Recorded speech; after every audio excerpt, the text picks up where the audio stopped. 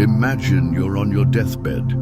Your children surround you, awaiting your final words, your blessings. Then you look at the one who bore your burdens, never disobeyed, sacrificed their life for the family, and call them a donkey.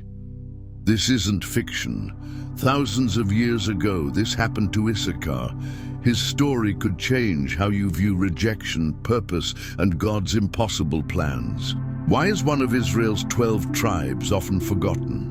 Reuben, the rebellious firstborn, Simeon and Levi, vengeful, Judah, the future king, Joseph, the dreamer, Benjamin, the spoiled youngest. But Issachar, why the donkey? There's a conspiracy of silence around his story. It reveals truths about God, family, and purpose that many avoid. Issachar wasn't just another son of Jacob.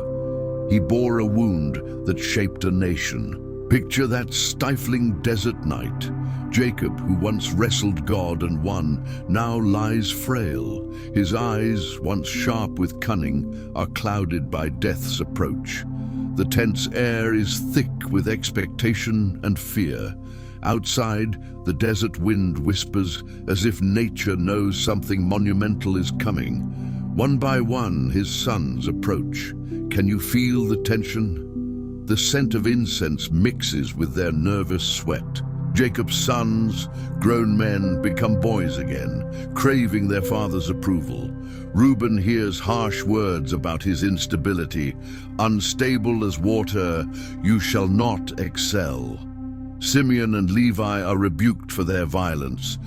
Cursed be their fierce anger. Each word cuts like a sword, sealing destinies. But when it's Issachar's turn, imagine being him, the son who never caused trouble, who bore the family's burdens. Issachar, the reliable one. He carried heavy loads without complaint, shared his tent without murmuring, worked from dawn to dusk while others rested. You're expecting your father's blessing, his recognition. Instead, Jacob says, Issachar is a strong donkey, lying down between two burdens. He saw that rest was good and the land pleasant.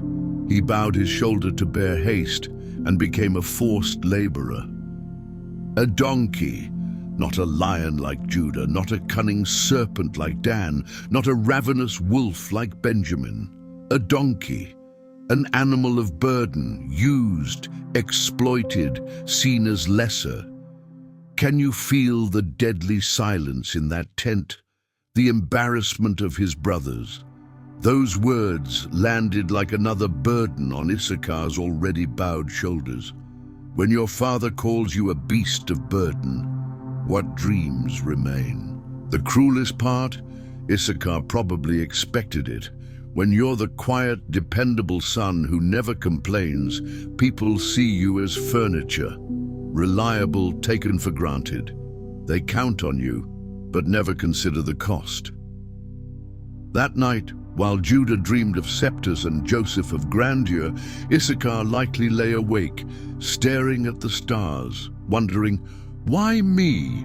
Why must I always bear the load? The tragedy of Issachar's is that they're so good at carrying, people forget they have dreams. They're so reliable, no one asks if they're okay. They become indispensable, yet invisible. The son who holds the family together while others shine. The worker who keeps the company running but gets no credit. The friend who's always there but never supported. Issachar carried physical and emotional burdens for his family. When Reuben lost his birthright, Issachar took on extra duties.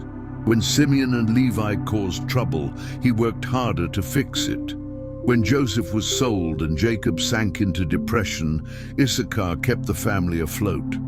But it was just expected, his duty, as if he was born for it.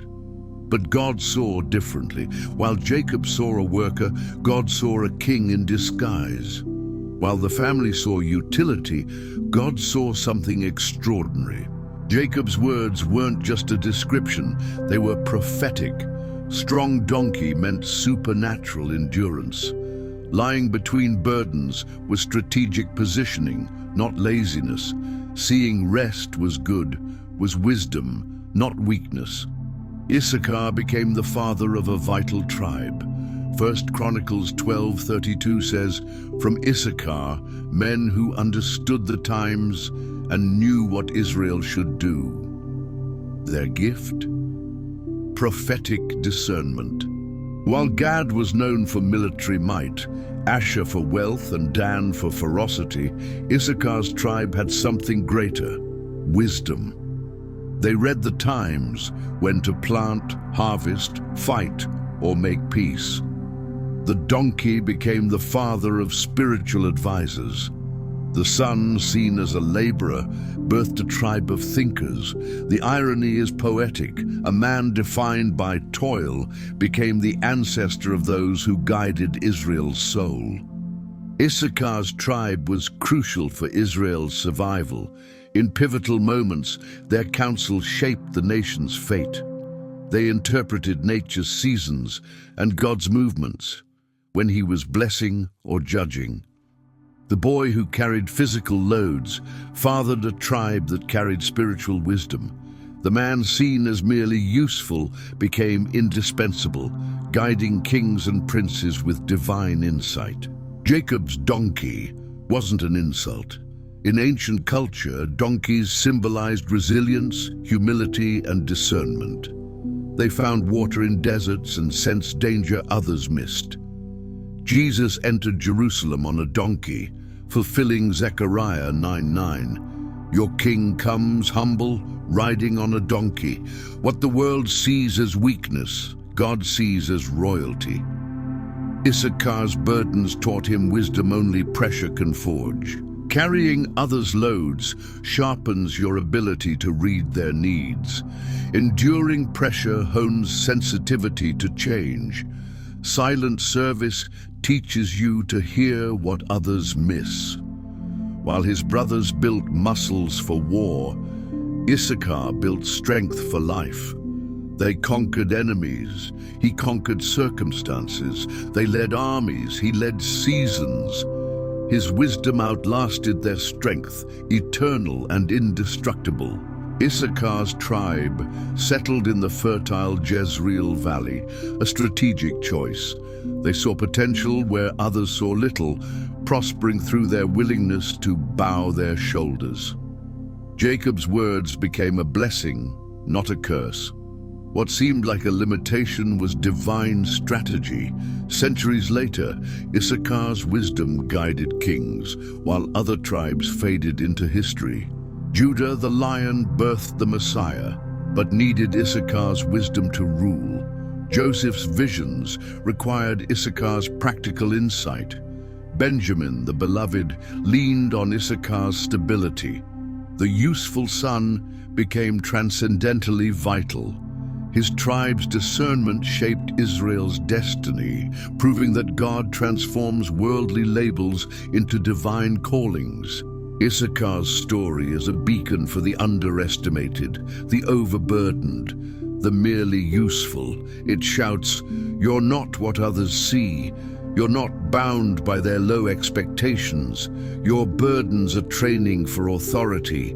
Your service is preparation for influence." What if the harshest words about you are prophetic? What if your struggles are God's tools to shape your destiny? What if your strength to carry isn't weakness, but a unique gift?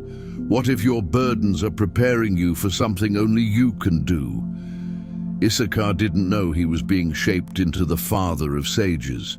He just carried, endured, served.